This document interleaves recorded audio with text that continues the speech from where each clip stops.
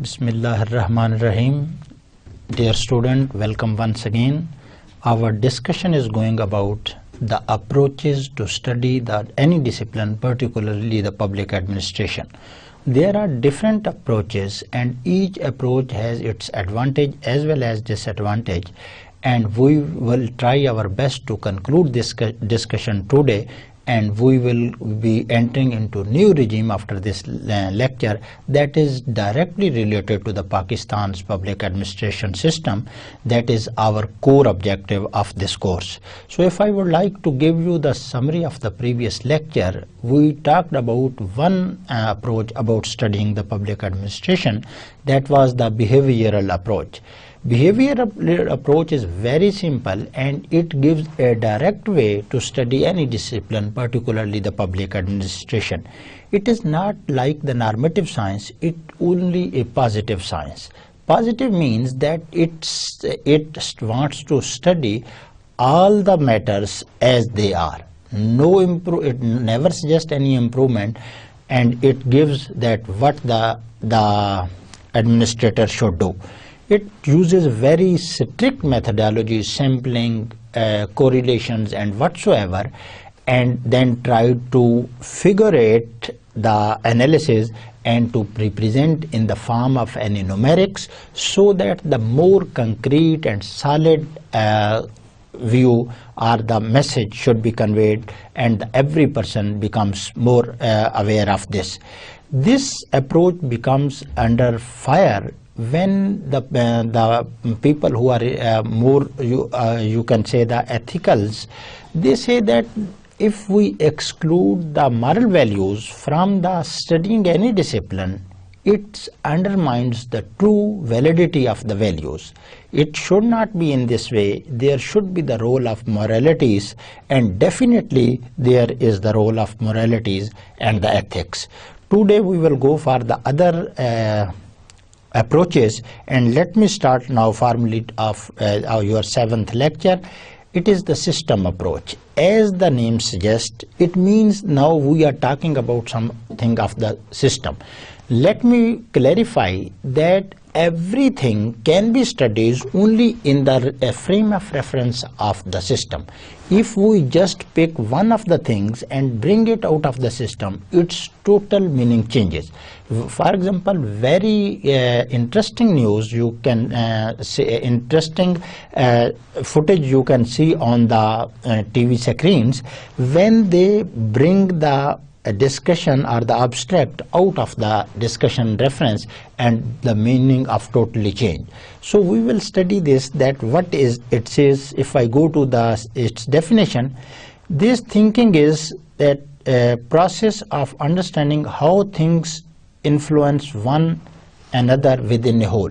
There is a whole, you can say the population, and there are the samples. Not this is the true representative, but you can say that there is a body whole, and these are the organs and parts of the body that they have to work together. If one of the organs goes under problem, all other have to pay its price. In nature system, very, very true example of the nature system. Look at the system, that how the things are related to each other. For example, air, water, movement, plants and animal work together to survive. The survival of all the organism is dependent upon each other. So there is a life cycle that is depending on one another. If you destroy any of the organs, or you disturb the system, the whole system becomes disturbed. Then you will have to bring changes to regain the balance. Otherwise, the situation becomes more nervous. In organization, we are starting from the journal, we are concerned about the organization because the public administration administrator works in the organization, system consists of people. Definitely, if any of the organization, there are the people, there are structure, rules and regulations, ethics, many other things, and process that work together to make an organization healthy or unhealthy. If the systems, the people are going coordinately, they are working in harmony with each other, the system becomes healthy.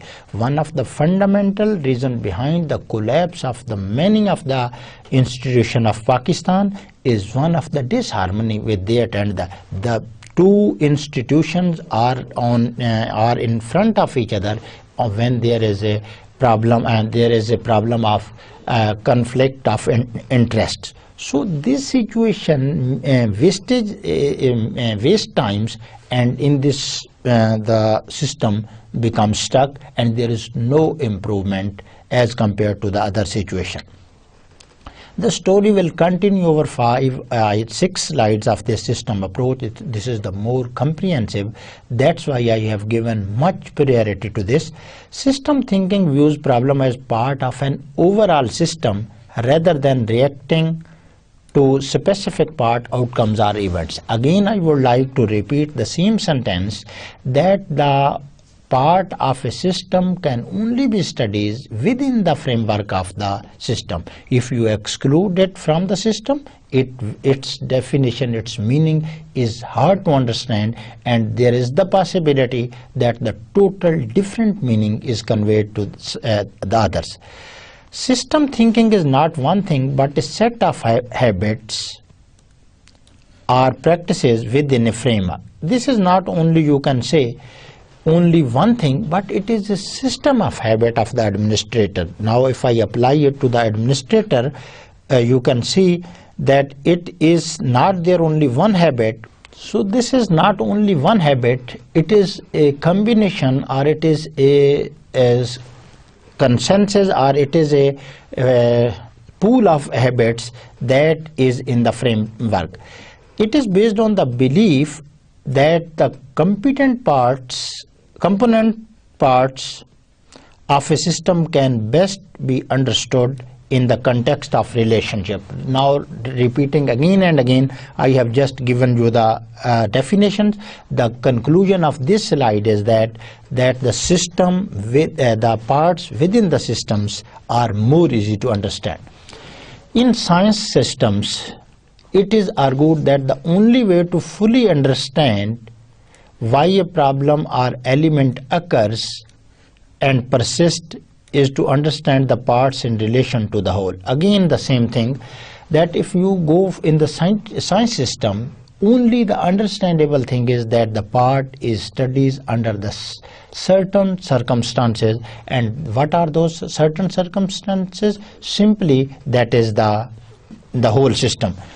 It consistent with the system philosophy. System thinking concerns an understanding of a system by examining the linkage and interaction between the elements that compose the entirety of the system. Two words are very important here. If you look at here, the linkages, the other is the interactions. All the parts are linked with the other parts. Now I am not talking about only the body parts, I am talking about the whole universe. All are relevant to each other. For example, a very good and interesting example is that now the environment is changing. It means now there is a disturbance in the nature, and it has a very negative, significant effect on the human health, human phenomena. You can see the cyclones there, the intensity of the weather in unexpected months, and this situation goes on. So the in system approach, it is more emphasized on the interrelationship, interjunctures and linkages between the parts, and the discussion goes on. Science system thinking, how to attempt to illustrate that events are separated by distance and time. Now these two things are important. The science focus is that although the part is full of systems, it is being constitutes on the combination of the parts, but it still assumes that there is that each event can be separated from the system on the basis of two things. The one is the distance and the other is the time. For example, distance means the geography. From here, if it is happening in Pakistan, if it is happening in India, then we can say this is the bifurcation of the system by parts. Within the country, if this is the Islamabad, you can say in the Rawalpindi. Within the organization, you can say this university department of Management Sciences, and the other is the Department of Chemical Engineering and whatsoever. The time is very significant factor. Every social sciences, every nature phenomena is time related. If you exclude the time, it becomes very difficult to understand any phenomena. So time what means over time there is gradual improvement in the system, and whatsoever we can say up to that time the system was working in this way. After that time the situation has changed over time. And small events can cause large changes in complex system. This is the most fundamental of this approach, system approach, that we ignore many minor things and we think that these have no significant effect on the whole system. For example, if I say that if I do not work properly, what will be the effect on the system when there are 400 people working? No, my role is significant. If I avoid my role, it means there is a gap that needs to be fulfilled. Then there is, you can say, the vacuum, and if there is a vacuum, it will destabilize the system. So the small changes could bring significant, large, huge and enormous changes into the whole system. For example, people say that the drop and drop make the oceans. कतरा कतरा जो है वो दरिया जो है वो बन जाता है. The similar situation is with you. You and me. When I am talking about you, I am also including myself. We have to concentrate on this situation, that a very small change in the whole system can bring a significant change in the system. For example, I would like to say that if we try to improve our society, try to make our society more prosperous, we can if we start right now. The other is for this acknowledging the improvement in one area of a system can adversely affect another area of the system.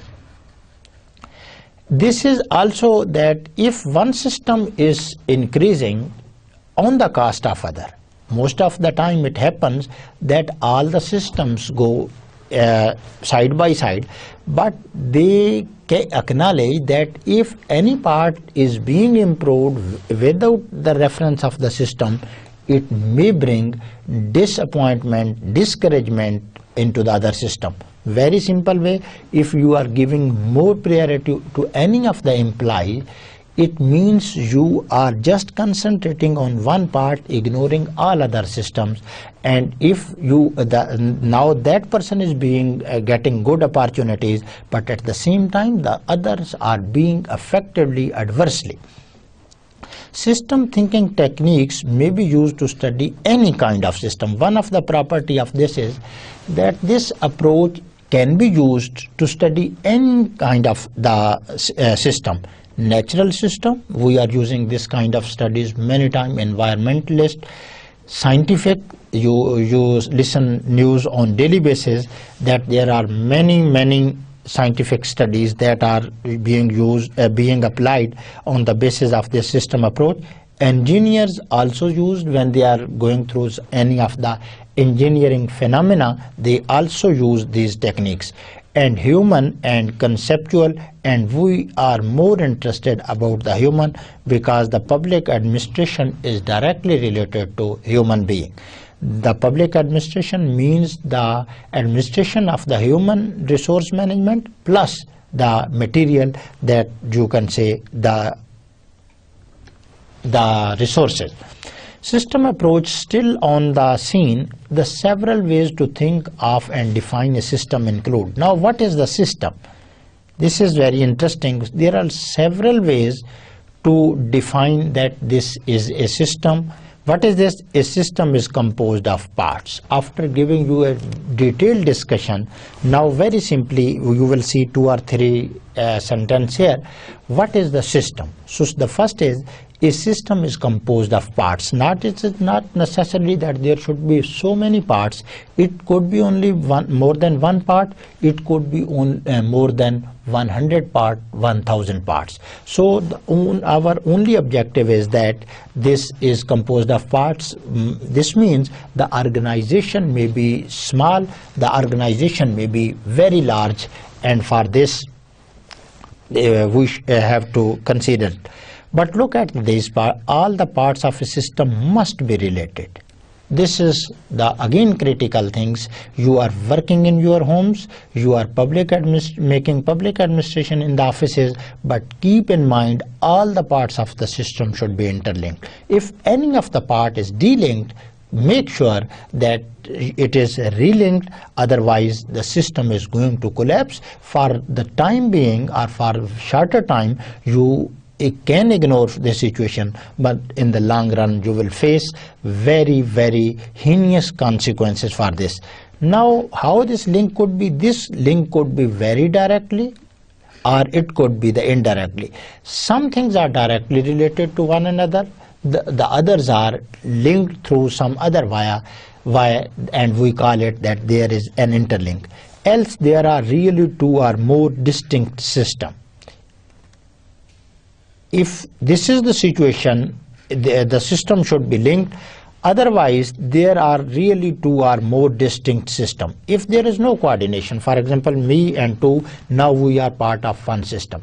But if such situation happens that there is no link between you and me, then we cannot call each other that we are a single entity. Now we have separated ourselves into 2 entities, that one is the students and the other is the teacher. A system is, this is again, I think now it is a very interesting, the system is encapsulated as a boundary.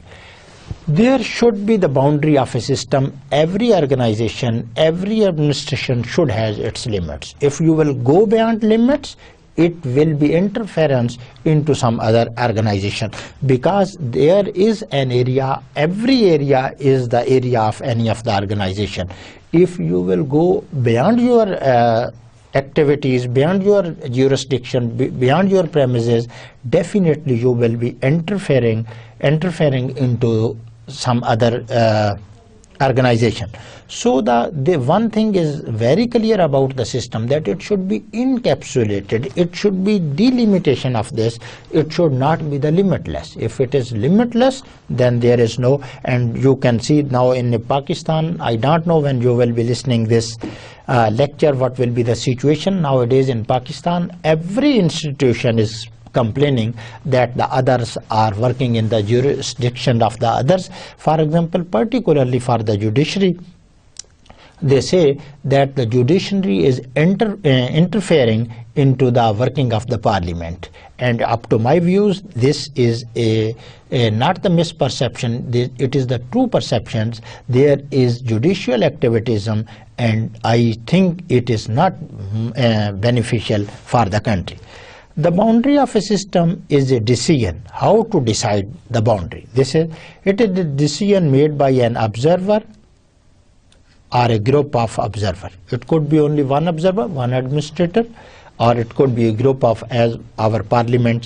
जैसे ही आप सुनते हैं कि आइन ने इसका जो है वो तरीका वज़ा जो है वो कर दिया है. It means the constitution has delimited the jurisdictions of any of the organization or its parts, the Senate, the National Assembly, the Parliament, both houses, and many other organizations and jurisdictions, the A, B, C, and D.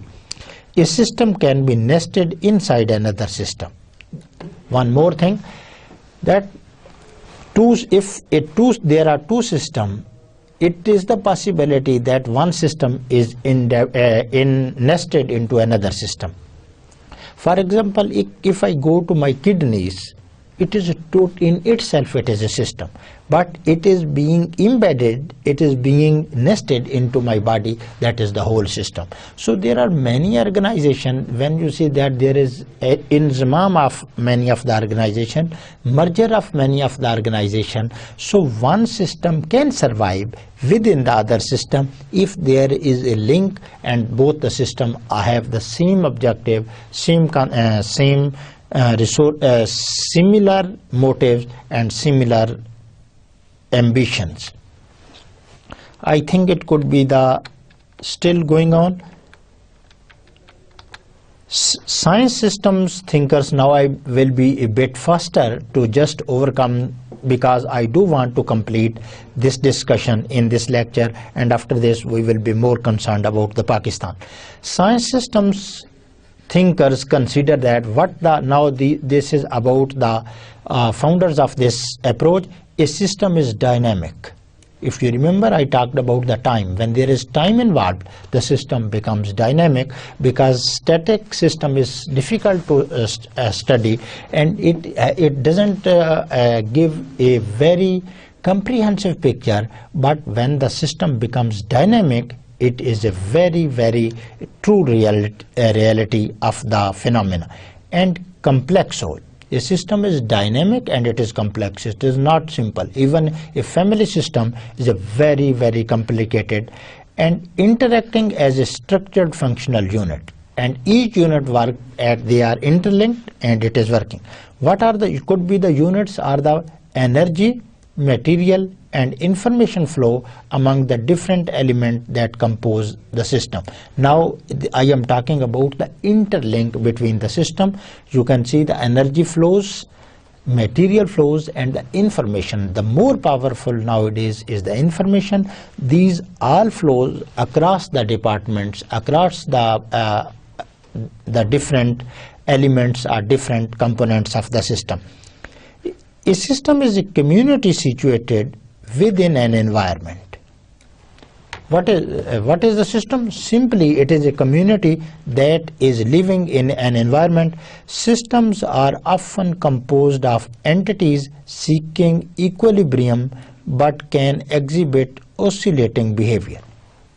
This is the more comprehensive definition of the system. Systems are composed of entities. We have learned about this. These are the parts seeking equilibrium. Each part is working for the equilibrium, means the optimal solution, but can exhibit oscillation behavior. There is the possibility, it doesn't mean that the system every time remains on the equilibrium. There are the oscillation, but there are the automatic forces that try to bring those disequilibrium into equilibrium. The system thinking approach incorporates several tenets. These are some of the tenets of this.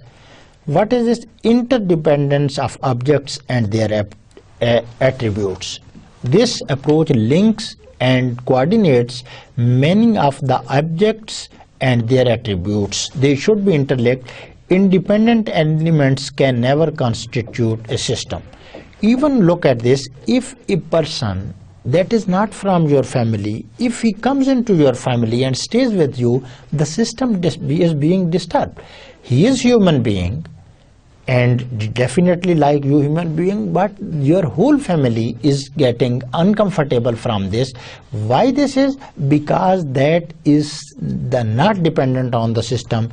He or she is from other system, and when the independent elements enter into the system, they can never constitute a system. System is only consist of the objects and the attributes that are interlinked, coordinated with each other. Otherwise, the independent objects can't constitute this. The other tenets of the system approach is that this is the goal seeking. System interaction must result some goal or final state. When you are talking about there is the object and the ultimate objective, that is the goal, it should be very clear. And the goal seeking, if there is no goal seeking, then there is no need of coordination between any parts of the whole, because when we say that they are interlinked, they are working together, it means we are making sure that they are going into the right direction and they are complementing each other to achieve the same objective. So this is the second tenet of the system approach. Inputs and outputs. It is very clear, very simple for this. Now inputs means that there is the law, rules and regulation. Output, when we apply and see what is the output, we come to know that what were its effect, whether we achieved our objective or we were well short of our objective. When we study this, we come to know the gap between the policy and the performance, and it is a very good, it is a feedback, and we try to fulfill this gap by making improvements over the next stage. In a closed systems, inputs are determined once and constant. If the system is not the dynamic, you want to see the performance of a person on a specific point of time, you are making a static analysis. And if the system is closed, then inputs are determined once and constant. You say, okay, these are your resources. You can administer 10%, these two vehicles you have, and this offices with you have run the system. This is in kinds of that now constant inputs have become constant, but if you allow him to that over time, you can change your number of persons, you can change your number of vehicles, and in this way you will progress. This will become dynamic. In an open system, additional inputs are admitted from the environment. What is the difference between the dynamic and the system? In the static, in statics, you have to work with the given resources. You are not allowed to incorporate or absorb other resources over time when you need it. It doesn't mean the closed system that you need not resources over time. Even you need, you can't do this. But in the open system, or you can say the dynamic one, it is the possibility that over time when you feel any requirement for any of this resource, you are allowed to take this.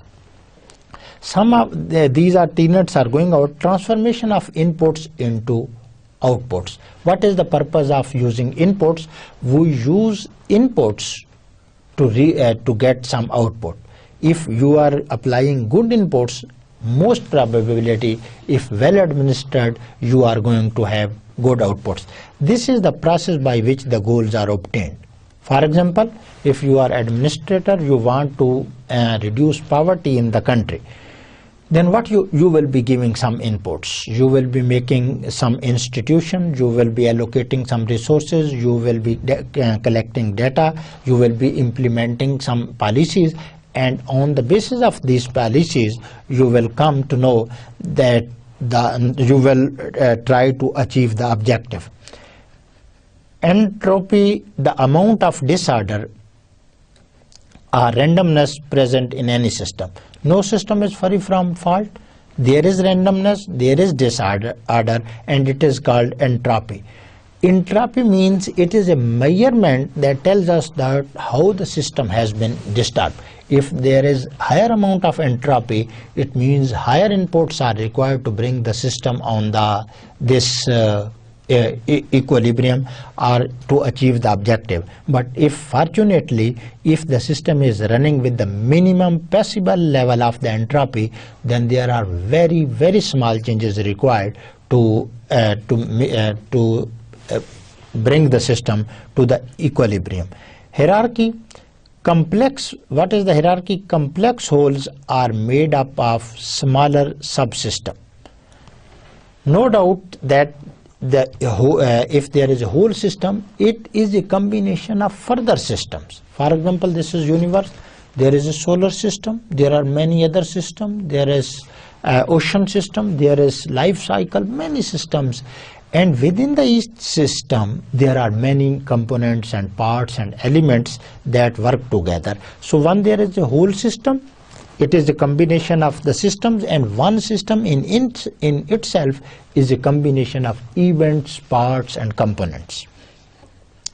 Differentiation: specialized inputs perform specialized functions. One size doesn't fit all. What this means: specialized units perform specialized function. If you would like to bring special changes, you can achieve the special objective. Equifinality: this is two terms used, equifinality and multifinality. What is equifinality?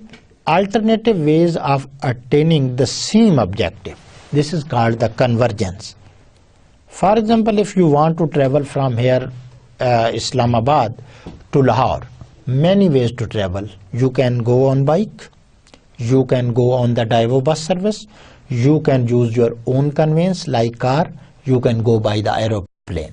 So what this is the equifinality, alternative ways of attaining the same objective. Objective is the same, you have to reach to Lahore, but there are many alternative ways, and these are the convergence, that this is the point.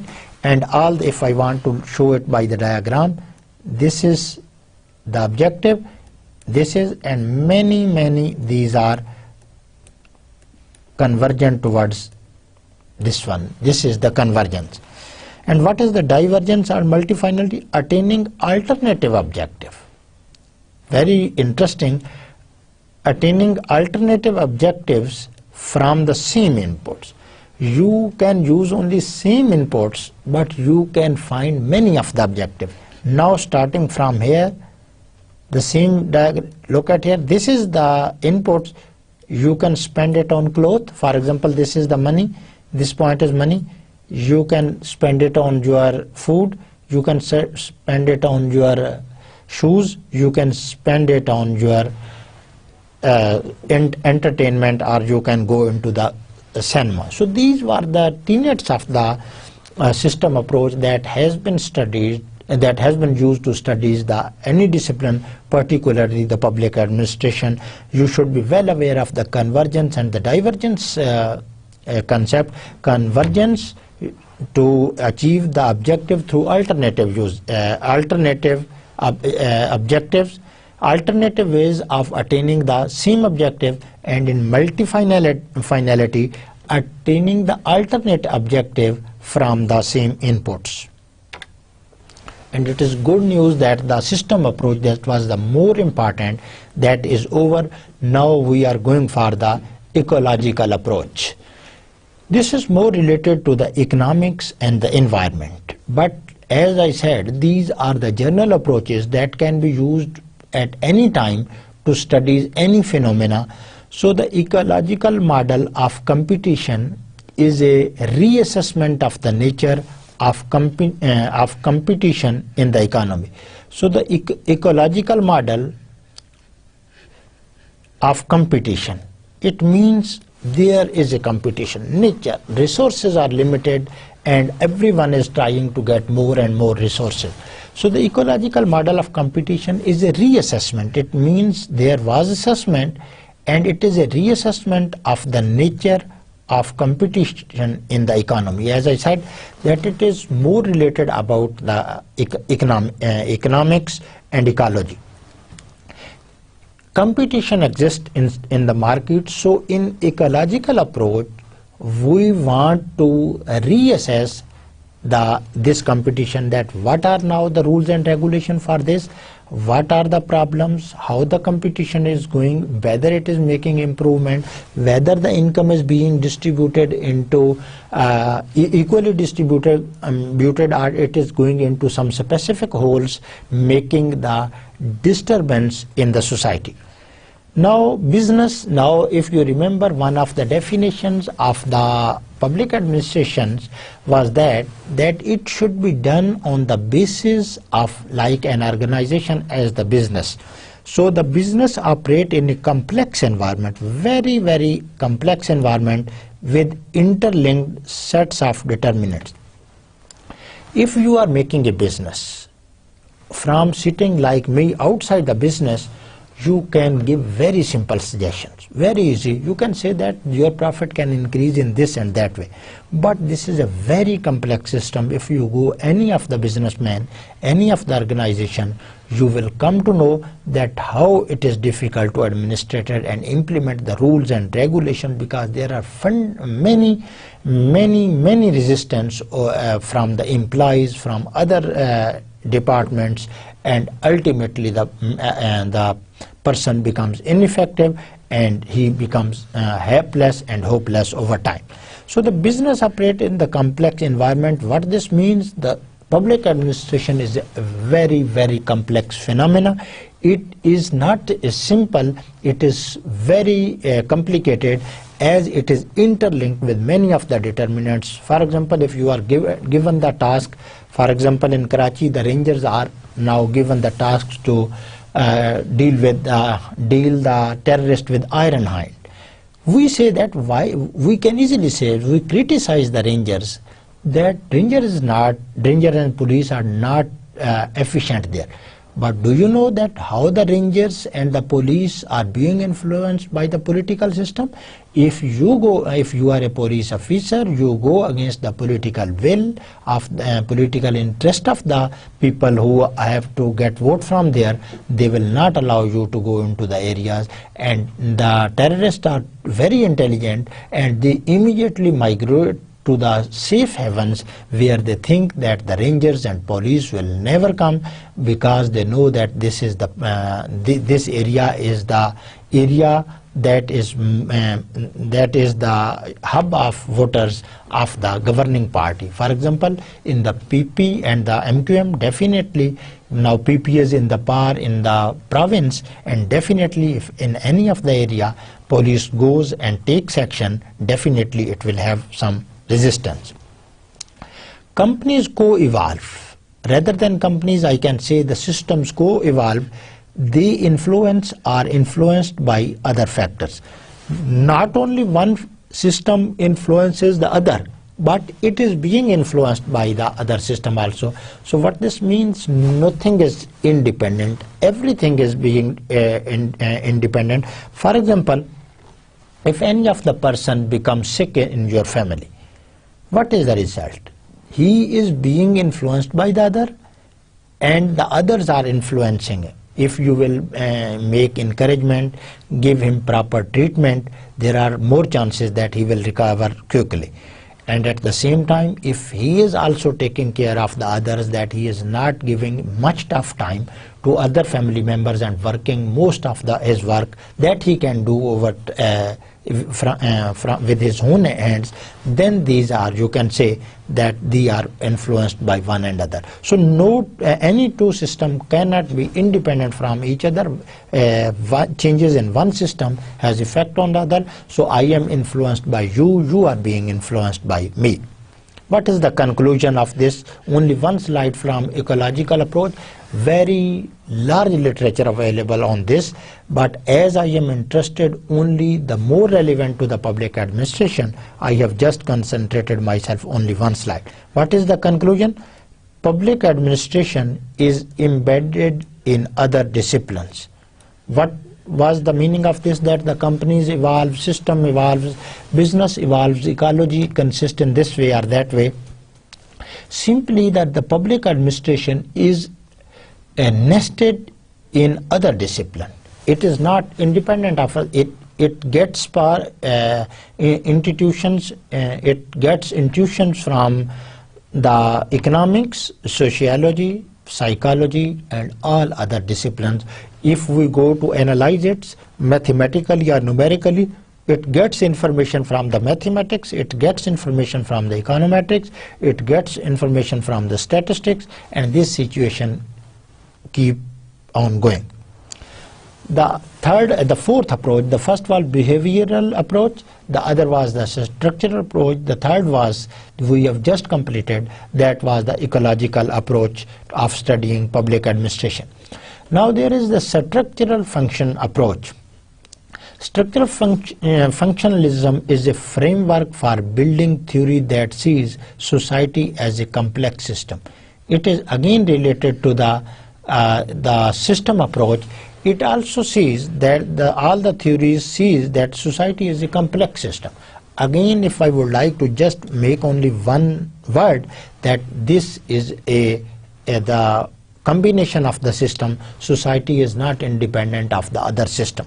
This approach looks at society through a macro level orientation, not one part. It sees that it is a macro level.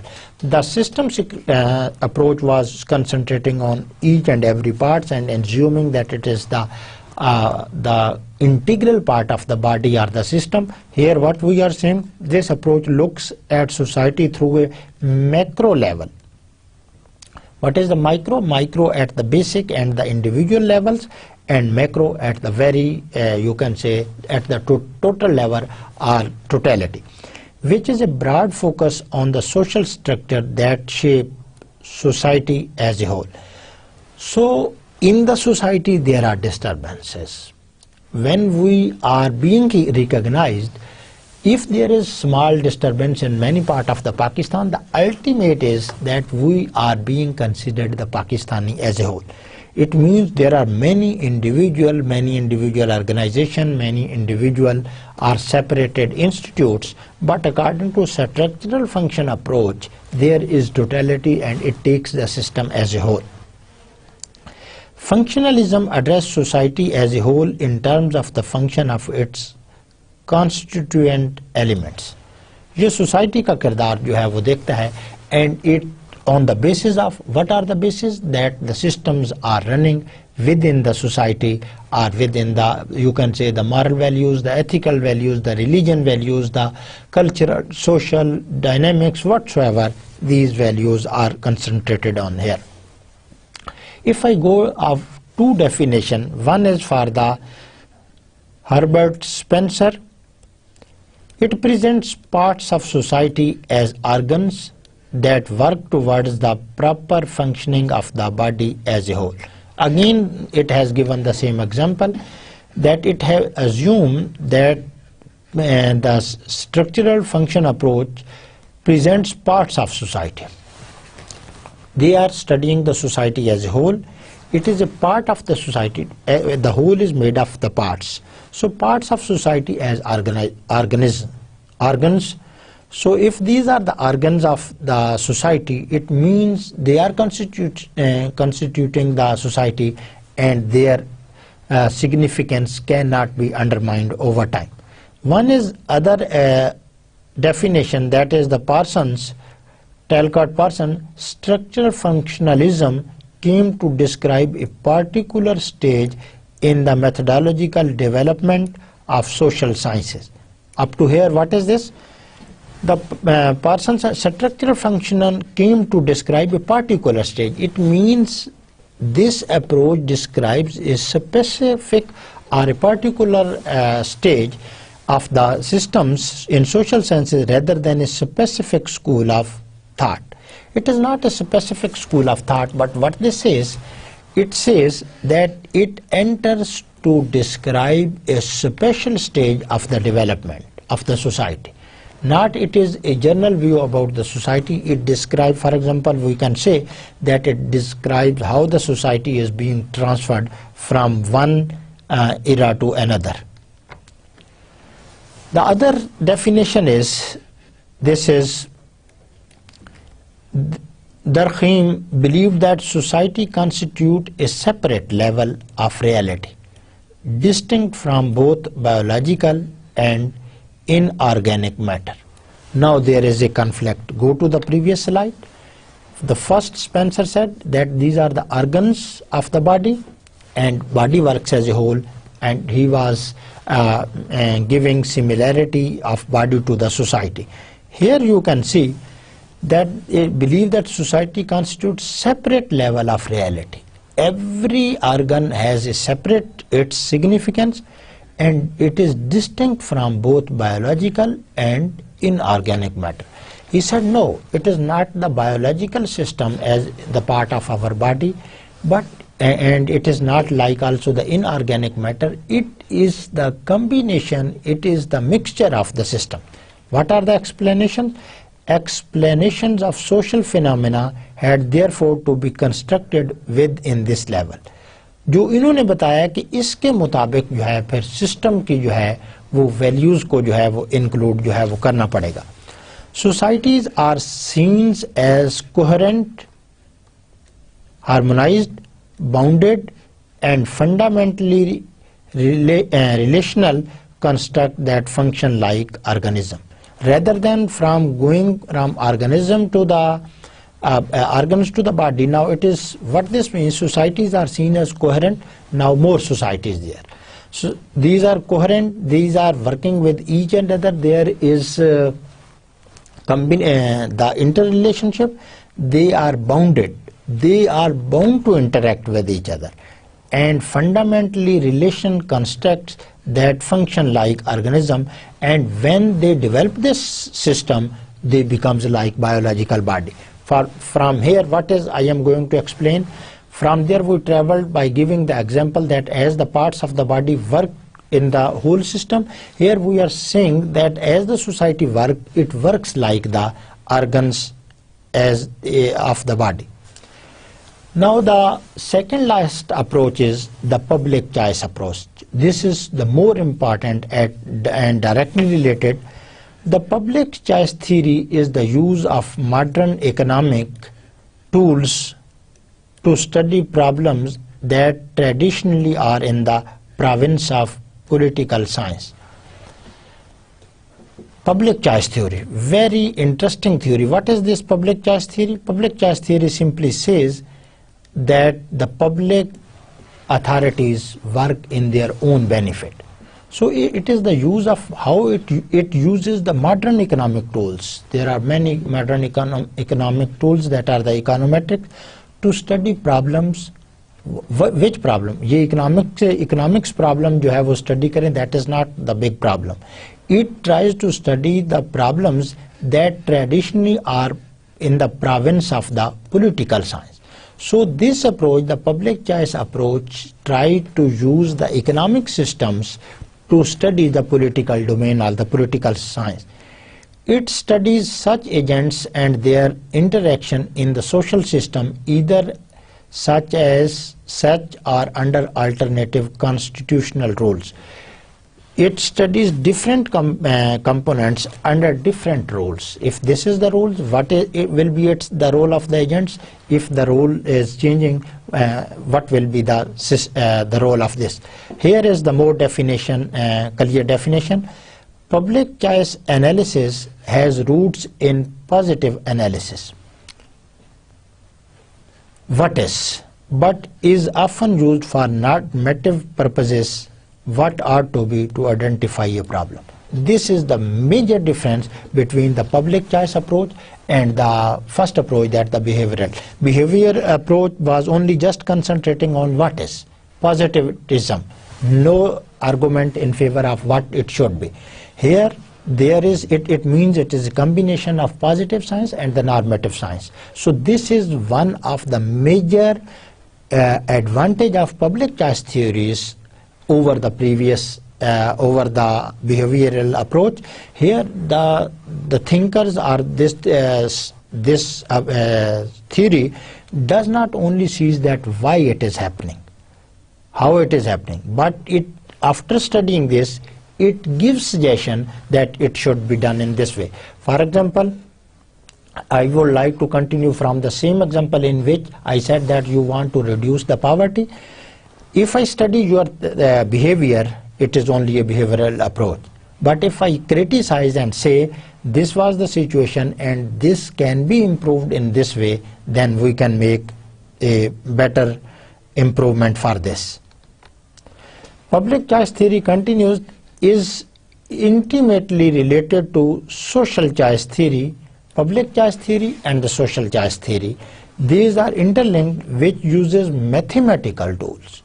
Look at this. Public choice theory ने तो सिर्फ economic tool तक किया, is intimately related to social choice theory. It uses the mathematical tool to studying voters and voting and voters behavior.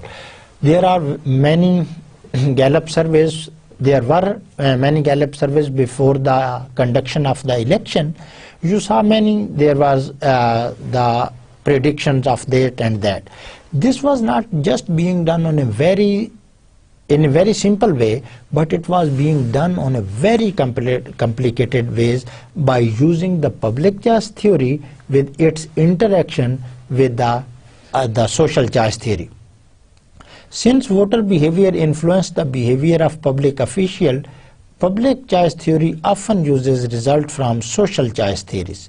It means the public choice theory is the part of the social choice theory.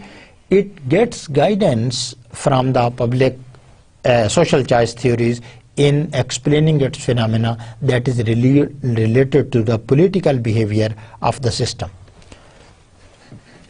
Public choice theory attempts to look at governments from the perspective of the bureaucrats and politicians. Now direct hitting to our public administration. Public choice theory always attempts to look at governments in the context of the bureaucrats and the politicians. The theory aims to apply economic analysis. Why every time economic analysis? Because there is cost involved, and every project, every administration rule has its cost and benefit, and these are the economists who have to go for this or that to find the cost benefit analysis to the political decision making process in order to reveal certain systematic trends toward inefficient government policies. When there are inefficient, हम क्यों कहते हैं कि ये inefficient है? हम कहते हैं कि जी resources तो बहुत use हो गए, but the objective was not achieved as it should be. So there is the use of this. Public choice theory is often used to explain how political decision making results in outcomes that conflict with the preference of the general public. Again, same thing. Many advocacy groups are not the desire of the overall democracy. This is the behavior of public approach. However, it makes sense for politicians to support these projects. कई projects होते हैं, वो उनको नहीं चाहते लेकिन वो उनको support करते हैं. It may make them feel powerful and important because now there is a public choice theory. Their own interest is there. Logically, it is not. It should not be there. It can also benefit them financially by opening the door to future wealth as lobbyists. The conclusion of this slide is that the public choice theory is this: sometimes the Democrats go into the area where they do not want, but they go to just ensure their interest. This is the last approach, that is the contingency approach. Contingency approach is a bit different from the other approaches. Is a concept that there is no one universally applicable set of management principles by which to manage organizations. This is, to my, it is more important, because what it says that we can't say that these are the rules and regulation and these will work for all the organization. It says that there is no universal set of disciplines or regulation that can work for all the organization. What this means? It means one organization is much different from the other. Organizations are individually different. It is recognizing the independency of each of the organization. It is giving importance to each organization. And what this is, organizations are individually different, face different situations, and require different ways of managing. They face different situations. Definitely one organization from time to time faces different problems. From geographical region to other geographical region, there is also difference for these situations. So contingency approach says that one size does not fit all. Contingency approach evolved during the 1960s. It was his time. Management theory and research began to adopt new orientation, now referred to as the contingency approach.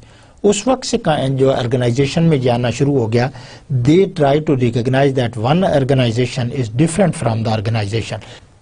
When I recognize that this system is different from the other system, we can say that now there are different rules and regulations required for this. For the management department, for the computer science department, for the physics department, these are different entities and they cannot be treated in a similar way. It emphasized the importance of situational influences on the administration, and the best administration is that administration that keeps in mind the situational influence. For example, if you are sent to handle the situation, if a police officer is sent to handle the situation that there is a mob on the road, if the situation immediately changes, he should use his mind.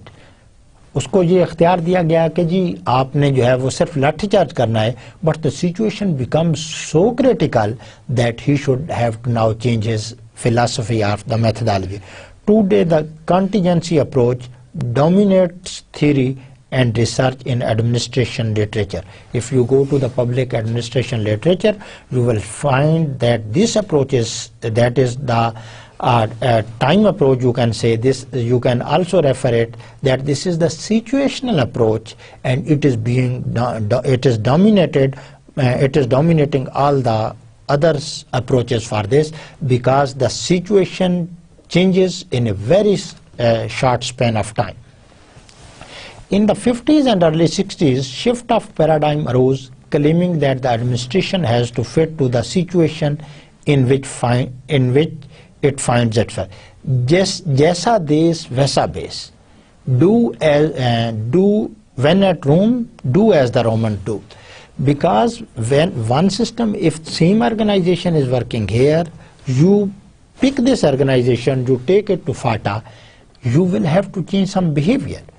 Because now the situation has changed, and the contingency approach has the advantage that it incorporates many of the situational environment into the system, and that its results are more encouraging as compared to the other. As the situation vary, different structures turn out to be most effective. Definitely, if there is situational improvement, आपका situation के साथ आपको allow है कि आप क्या करते हैं, then this is the best approach.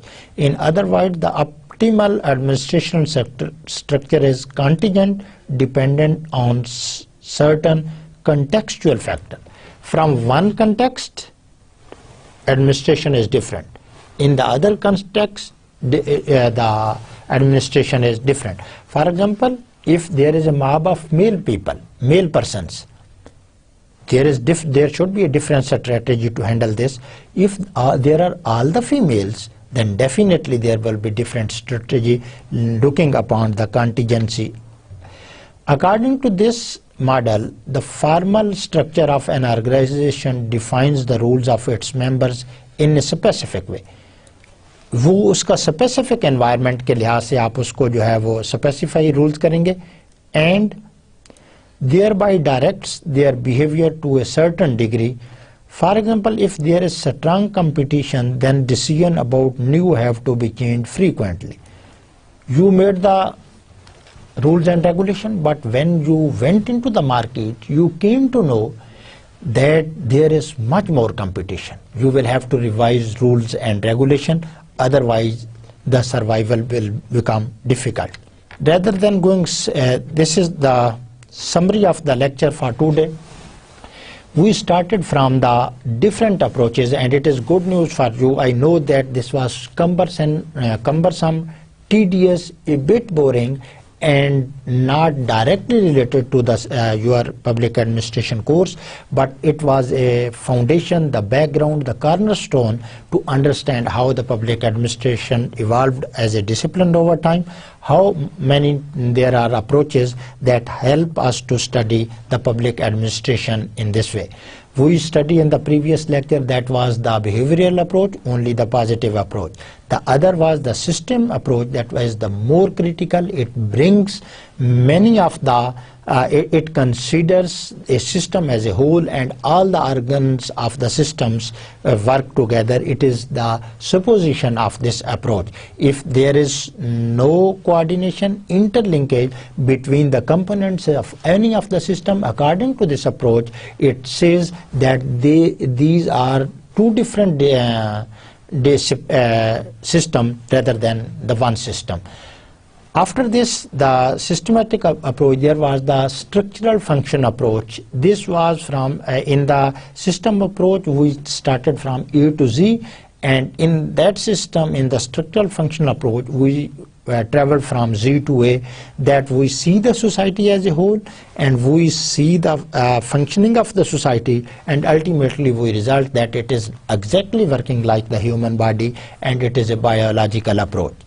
After this, we study the ecological approach. This was more important about related to what's the economics. Economics has now become the core and core of each discipline, and it is also called the mother of the social sciences. So it includes in the ecological system, because when there is any of the strategy, there is a cost-benefit analysis of this. After this, the more important the approach was the public choice approach. Public choice approach says that the public administrator always make sure of their own interest.